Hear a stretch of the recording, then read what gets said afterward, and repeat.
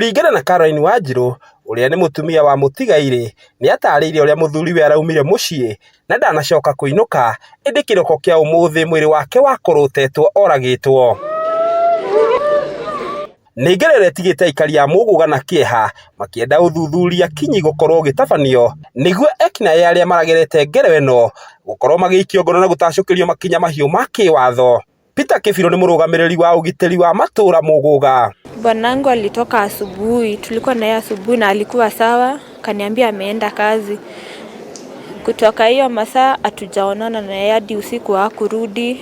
Nimeitwa nikaelezwa amechapwa, ameanguka hapa chini, saa sijui ni gani ya ukweli, juu mimi nimempata hapa tu.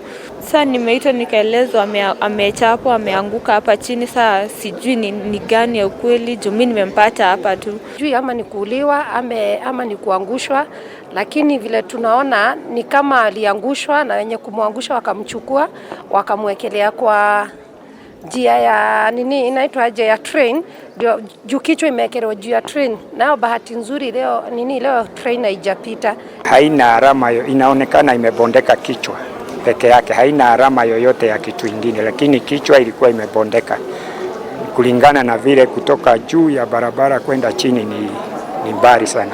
Kũringana na kamanda wa borithi Kikuyu Joseph Ndege, augĩte ũthuthuria wa igũrũ wonanĩtie ngero ĩno ĩgereirwo kũndũ kũngĩ na mwĩrĩ kũrehwo reri-inĩ.